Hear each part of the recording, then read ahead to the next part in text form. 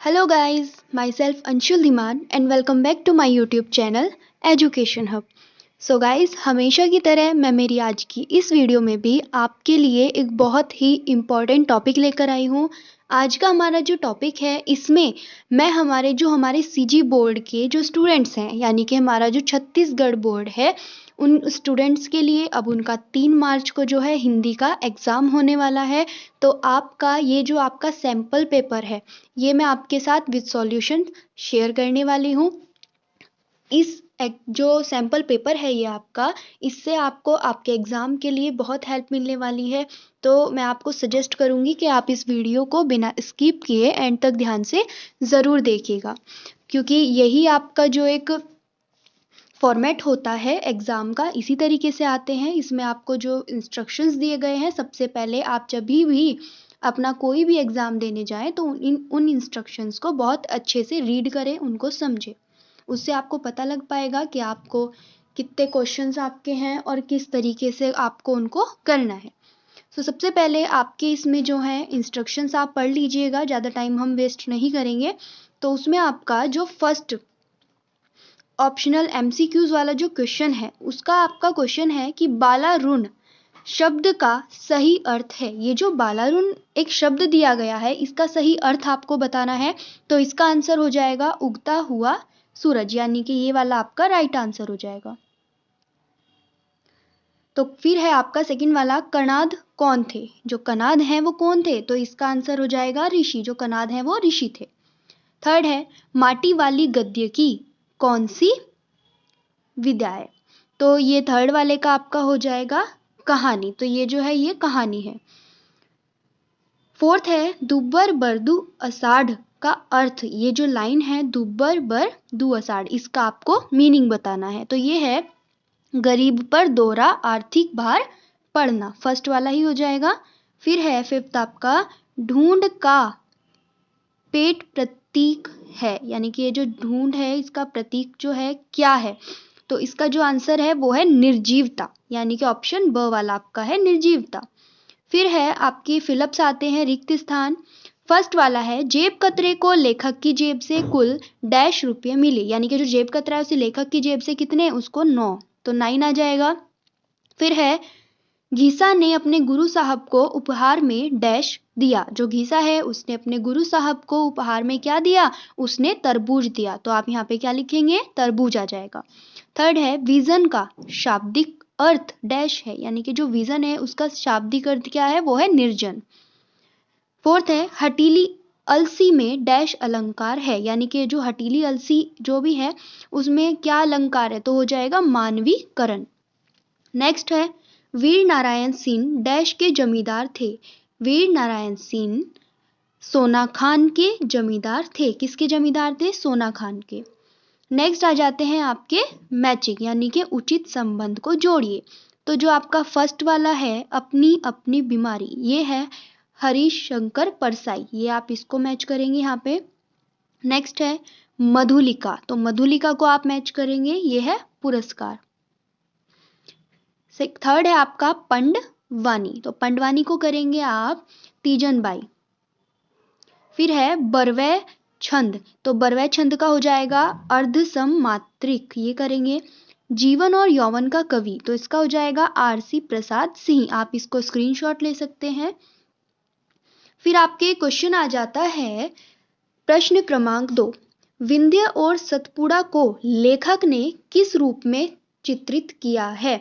तो ये वाला आपका जो क्वेश्चन है इसका आंसर मैं आपको दिखा देती हूँ। तो आप इसका आंसर लिखेंगे, विंध्य और सतपुड़ा का यह क्षेत्र अत्यंत मनोहारी है। इसे मैकल के नाम से जाना जाता है। मैकल पर्वत की दाहिनी भुजा विंध्याचल एवं बाई भुजा सतपुड़ा है। इन दोनों के बीच से नर्मदा प्रवाहित होती है। पूर्व और पश्चिम तक संपूर्ण भारत को यह अपनी विशालता से हरियाली और प्राकृतिक सौंदर्य प्रदान करती है। सो ये हो गया हमारा। देन नेक्स्ट क्वेश्चन है, जब जनता की भौहें क्रोध में तन जाती हैं तो क्या क्या होता है? तो इसका आंसर होगा, आम जनता की भौहें क्रोध में तन जाती हैं तो क्या क्या होता है? आम जनता में इतनी शक्ति है कि वे क्रोध में आए तो धरती पर भूचाल ला सकती हैं। देन आपका नेक्स्ट क्वेश्चन हो जाएगा, लक्षणा शब्द शक्ति को उदाहरण सहित समझाइए। तो आपको इसमें बताना है लक्षणा शब्द जो है ये मैं आपको थ्योरेटिकली बता देती हूँ, आप इसको नोट कर सकते हैं। जिस शब्द शक्ति से जो है प्रचलित अर्थ या मुख्य अर्थ का बोध न होकर उससे संबंधित अन्य अर्थ का बोध हो, लक्षणा शब्द शक्ति कहलाती है। मैं फिर से रिपीट कर देती हूँ, जिस शब्द शक्ति से प्रचलित अर्थ या मुख्य अर्थ का बोध न होकर उससे संबंधित अन्य अर्थ का बोध हो, लक्षणा शक्ति कहलाती है। इसका उदाहरण आप लिखेंगे, खूब लड़ी मर्दानी वह तो झांसी वाली रानी थी।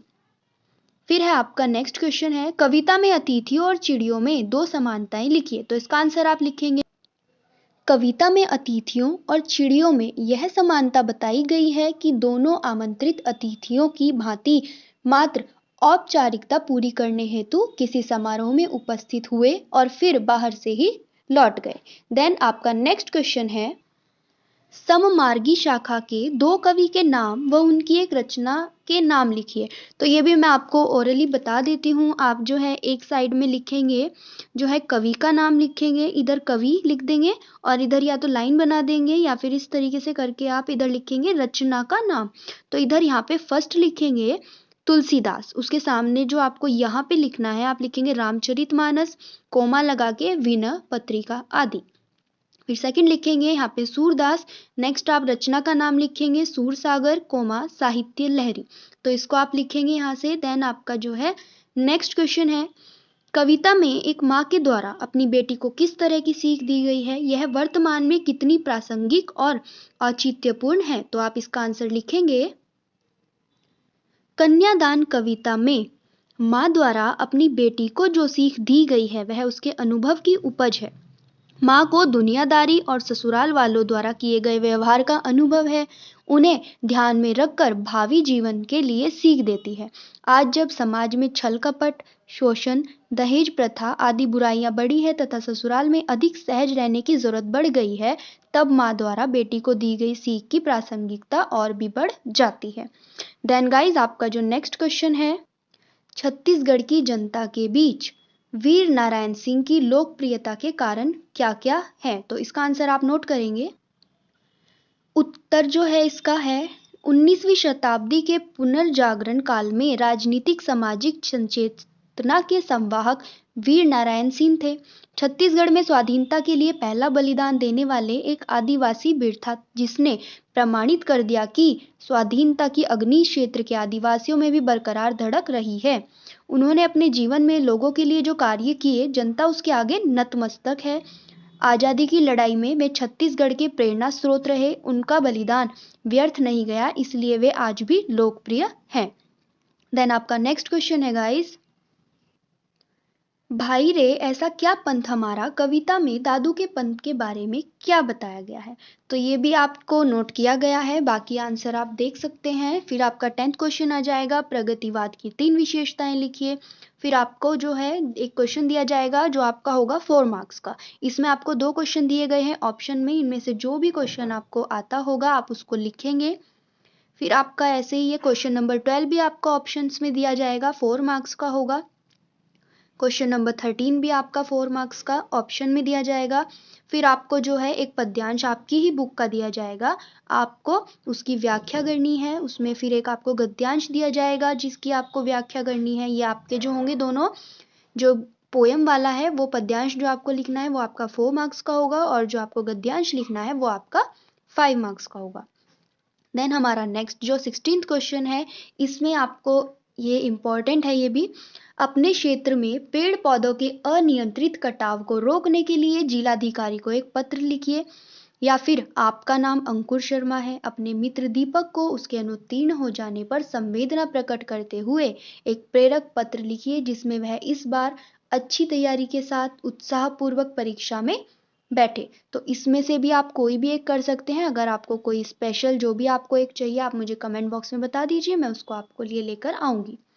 फिर है आपके निम्न अपठित गद्यांश, अनसीन पैसेज है आपका, इसमें से आपको पढ़ के इसको अच्छे से इसके आंसर देने हैं। आपका फर्स्ट क्वेश्चन आ जाएगा, व्यक्ति को आकर्षक कौन बनाता है। तो आप इसमें लिखेंगे, बातचीत करने की कला उसकी सूझबूझ और वाक्पटुता व्यक्ति की शोभा है जो उसे आकर्षक बनाती है। देन आपका नेक्स्ट क्वेश्चन है, श्रेष्ठ वक्ता की क्या विशेषता है? तो श्रेष्ठ वक्ता अपार जन समूह को मुग्ध कर देता है, मित्रों, संबंधियों और समाज व संस्था के बीच संवाद व स्नेह का पत्र बन जाता है। ये पात्र बन जाता है। कैसे लोग समय का दुरुपयोग करते हैं? तो इसमें भी आपको अच्छे से ढूंढना है कि किस तरीके से आप लिखेंगे दुरुपयोग करते हैं। तो आप इसका आंसर लिखेंगे, जो लोग, यहां से लिखेंगे आप इसको, जो लोग तिल का ताड़ बनाने जैसी बातें करते हैं वे न केवल अपना बल्कि दूसरों का समय भी नष्ट करते हैं। देन आपका है, किस प्रकार के वक्ता से लोग समीपता बनाना नहीं चाहते? तो ये है, ऐसा वक्ता से हर कोई दूरी बनाने का प्रयास करता है। कैसे से? जो यहाँ पे लिखा है, अकारण अपनी बात खींचने के लिए विसंगत मुहावरों व लोकोक्तियों का प्रयोग कर उच्च स्वर में बोलने वाले उबाऊ होते हैं। देन आपका है, किस प्रकार के लोग श्रेष्ठ श्रोता बनने लायक नहीं है? तो ये है हमारा कम बोलने वाला, सदैव चुप बैठने वाला, परिस्थिति की मांग पर भी प्रतिक्रिया न करने वाले को श्रेष्ठ श्रोता भी नहीं कहा जा सकता। लास्ट आएगा आपका, वाणी के तप के लिए क्या आवश्यक है? तो अतः वाचन कौशल के लिए वाणी का तप आवश्यक है। तो लास्ट में आपका आ जाता है निबंध, जो आपको 250 शब्दों में लिखना होता है। तो इसमें से आपको जो भी टॉपिक चाहिए आप एक बार मेरे चैनल पे विजिट कीजिए, आपको वहाँ पे मिल जाएगा, या फिर आप मुझे कमेंट में बता सकते हैं। आई होप ये वीडियो आपके लिए हेल्पफुल रही है। अगर आपको वीडियो पसंद आई है so guys please please please hit the like button और अपने वैल्यूएबल फीडबैक्स मुझे ज़रूर दीजिए, जिससे कि मैं आगे भी आपके लिए आपके सब्जेक्ट से रिलेटेड आपके और एग्जाम्स के पेपर के सॉल्यूशंस लेकर आती रहूँ। Good luck for your exams. आज के लिए इतना ही। Thank you so much.